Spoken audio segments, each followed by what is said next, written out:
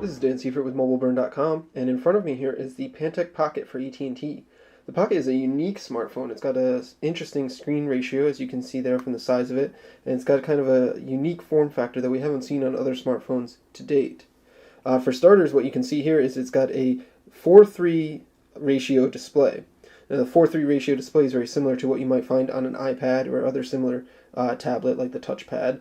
And it's not usually seen on smartphones. Usually you have a wider display that has a more taller vertical height as opposed to its horizontal width. This particular screen is pretty pixel dense. It's got 600 pixels across and 800 pixels down, so it's kind of a unique resolution as well. Looking at it up close though, you really can't see the pixels too well, and it does a very good job of hiding the pixels and looking very crisp in your hands. The screen does measure 4 inches as well. On the front of the phone itself, below it are these 4 hard buttons for menu, home, back, and search, as we typically expect from an Android handset. Up top is a light sensor and an earpiece. There's no front-facing camera on this model, as Pantech is targeting towards a more entry-level demographic than other smartphones. Now, as you can see here, it's got this kind of unique ridge along the front of the phone itself. And that does a twofold purpose. It provides a little grip, but also if you put the phone face down on a flat surface, it keeps the screen off of the surface itself, kind of suspends it in the air there. If we look at the side of the phone, we can see the thickness of it. It's not the thinnest phone on the market. It's about 11.2 millimeters thick, so it's a little bit thicker than your average smartphone these days, believe it or not. It's got a chrome strip surrounding the frame of the phone itself. This particular side, the left-hand side, is a volume up and down rocker, but not too much else. Down at the bottom, there really isn't anything of note. And then on the right-hand side, right smack dab in the middle of it, is a micro USB charging and syncing port. Up top, we've got a 3.5 millimeter headphone jack and a small power sleep unlock key. And that's about it for the top there. Now, if we look at the back of the Pantech Pocket, you can see you've got this textured rear cover here that gives us quite a bit of grip when we're holding the phone. As you can see in my hand here, the phone is extremely wide, and I'll compare it to a couple other phones in a moment to show you how exactly wide it is with reference to other phones. But while we're here in the back, we'll take a look here. This is the 5 megapixel autofocus camera. As you can see, there's no LED flash, but it does record 720p video, and then we've got a loudspeaker next to that. Prying off this back cover here, let's see if I can do this smoothly. There we go. We've got a 1500 milliamp hour battery. 2 GB micro SD card is pre-installed, does support up to 32 GB cards, and then it's got a micro SIM slot, which is a little bit different than what we usually see. You don't see too many micro SIM cards, except for mostly Apple products have those nowadays. Now, the Pantech Pocket is not the heaviest phone. It's about 125 grams, but it is put together well. There's no real creaks or seams. There's no moving parts that really have to worry about falling off either. It's a pretty solid put together phone. Now, just to give you a better idea of kind of the unique size and shape of the Pantech Pocket, I've got a couple other phones here that I'm going to compare it to side by side. This is an iPhone 4S, and as you can see, the Pocket is considerably wider. The iPhone 4S has a 3.5-inch display. The Pocket has a 4-inch display, and Pantech says that 4-inch display offers about 20% more viewable area than your typical 4-inch display. But you can see it's a considerably wider phone there. It's almost 25% wider than the iPhone 4 itself. Now, comparing it to another phone that's got an even larger display, this is the Samsung Galaxy S2 Skyrocket for AT&T. This particular model has a 4.5-inch screen, and it's almost as wide as the Pantech, but as you can see here, the Pantech is still even 10% wider or so, right about there. So it really is kind of a unique form factor in your hand. It almost feels like a mini tablet, and that's probably what Pantech is probably going for. Now, though the Pocket is targeted towards mainly an entry-level audience with that prefers a unique form factor, Pantech didn't really skimp on the internals on it. It's powered by a single-core 1 GHz processor. It's got about 512 megabytes of RAM. As we noted earlier, it does come with a 2 GB micro SD card. Internal storage is roughly about 300 megabytes, so you are going to have to be moving some apps to the SD card if you do like to use a lot of apps. The interface is Pantech's unique custom interface on top of Android 2.3.4. We've seen this interface before a couple times. We saw it on the Pantech Breakout for Verizon, which was an LTE phone, and then another Pantech smartphone earlier in the year had it. It's pretty fast and responsive, as you can see. It's got about 7 home screens that you can page through. Pantech's preloaded a few widgets on them. You can pinch to zoom like with most custom interfaces. You can tap the dots to access various pages themselves directly. Pantech has added some nice touches to the particular user interface here. If we swipe down from the top, we've got some quick shortcuts to access Wi-Fi, Bluetooth, GPS, alarm, and sound settings. We've seen this on a couple other different manufacturer skins, but it's always nice to see it appear there. The home screen's preloaded with a couple of useful widgets. You've got a recent calls and messages widget there that gives you quick access to your call log, your message inbox, and your email inbox. Unfortunately, it doesn't go to your Gmail box. It only goes to the built-in email client here. And then you've got some AT&T widgets and stuff. Nothing really too exciting there. If we take a look at the app tray itself, we've got a side-scrolling app tray, much like we see on Samsung's TouchWiz interface. Pretty fast and responsive, as you can see. I'm swiping through the screens without any issues. Samsung and AT&T have preloaded a few applications on here, but as is the case with most recent AT&T phones, you can remove most of them if you don't prefer to have them on the phone itself, or if you're not going to use them and you want to recover some of that internal storage space. The one really cool part of Pantech's interface is its lock screen. So if we shut the phone off and turn it back on, you can see you've got a lock screen, and on the Pocket, it's got 6 different shortcuts. Let's get it waking back up there. You can unlock it by dragging the far most right one into the center circle, or you can jump to your email, your music player, your messaging app, web browser, or the phone app directly from the lock screen.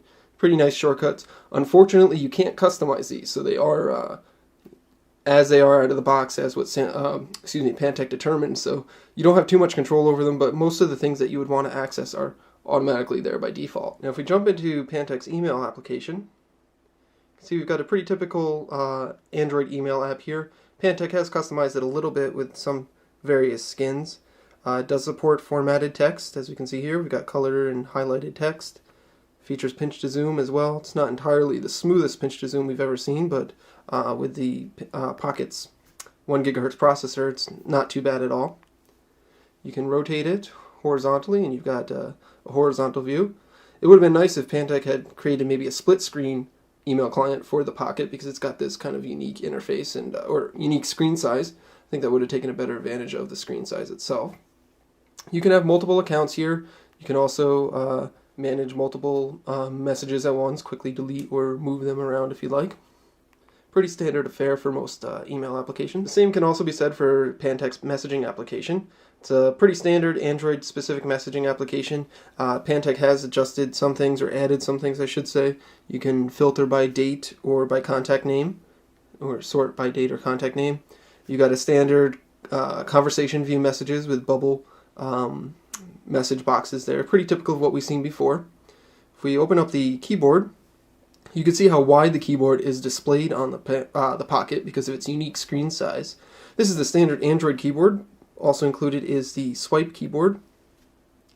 It's an older version of the swipe keyboard. It's not the latest version, so you don't have the suggestions come up across as a row, but you get them as a box above that pops up on the screen.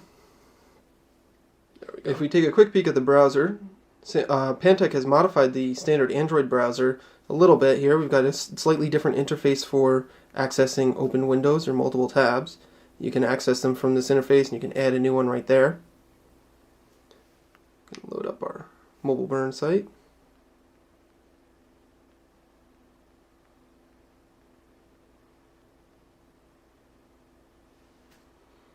As you can see, it loads our mobile site pretty quickly. And if we jump open to the full site here, you can see kind of how wide of a view you get with the wider 4:3 aspect ratio. Loads up the full page pretty quickly. Also scrolls, of course. Scrolling's not as smooth as you're going to find on a, say, a Samsung Galaxy S2 or other high-end phone, because this does only have a single core processor, but it still is pretty responsive once the page is fully loaded. Of course, you do have pinch to zoom, which again isn't entirely the smoothest, but it does work. And then you can double tap to zoom to reformat your text. You can rotate the phone and use the browser in landscape orientation. And the browser does support Flash, so you can play embedded videos.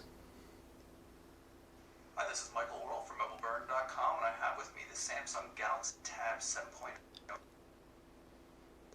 Galaxy Tab 7.0 Plus. It's a dual-core 1.2 GHz processor in there, and it comes in 2 different storage capacities. Loudspeaker gets pretty loud as well. Now, if we wanted to open up another tab, we could just go to Windows and open up another one. And we can switch back between the ones that we have open. Go back to the one that we were looking at earlier. Open up another story here.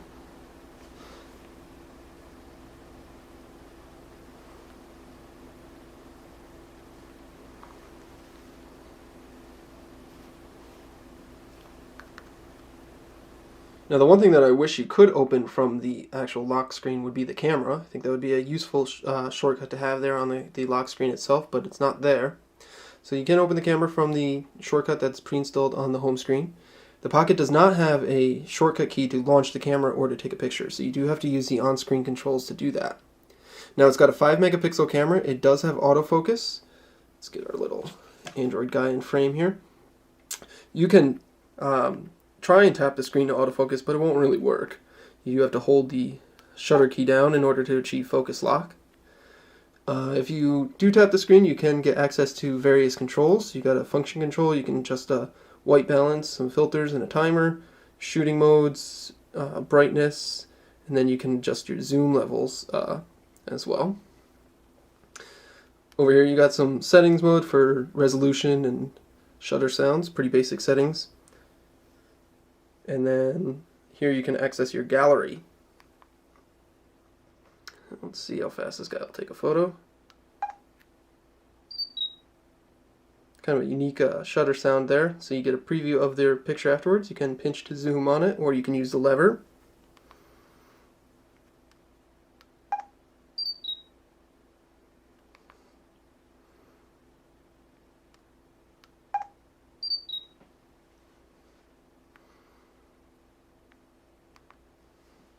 So the camera's not exactly the fastest. It's not entirely a surprise given the Pocket's budget roots. Now if we flip over to the video camera, so you can record 720p video, kind of shows one of the weaknesses of having such a wide or a 4:3 aspect ratio display is when you're recording widescreen or watching widescreen video, as it would be with 720p video, you got these black bars top and bottom on the screen itself. You don't really see that too often on any other smartphones because they do have the wider format screen. Now as far as the video goes, it's pretty basic video. You can't really tap to autofocus, it just kind of records. You can't zoom while you're recording either. You gotta be careful to keep your finger out of the way of the lens there. It does give you an instant preview of your clip that you just recorded. Basic video, you can't really tap to autofocus. And you can see it's kind of zoomed in. It's got this kind of unique. Can't zoom while you're recording either. Let's see if we can get that to zoom out. You gotta be careful to keep your finger. Kind of smushes the ruins the aspect ratio when it fills the screen.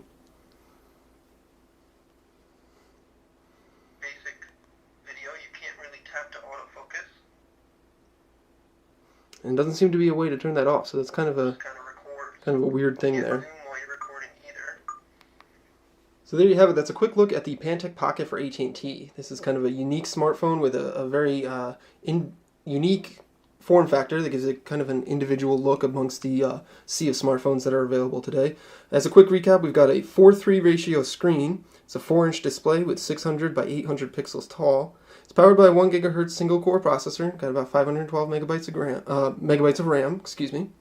It's about 11.2 millimeters thick, so it's not the thinnest phone on the market, but it is built pretty solid, and it's got this nice textured back cover. The rear camera is a 5 megapixel unit without a flash. It's autofocus and does record 720p video. It does not have a front-facing camera either, though. It runs Android 2.3.4 Gingerbread with Pantech's custom user interface, as you can see here. And it performs pretty admirably. It's pretty fast and responsive, a little bit better than what I was expecting when I took it out of the box. You'll be able to purchase this from AT&T on November 20th for about $49.99 with a new 2-year contract. So there you go, that's the Pantech Pocket. This is Dan Seifert from mobileburn.com.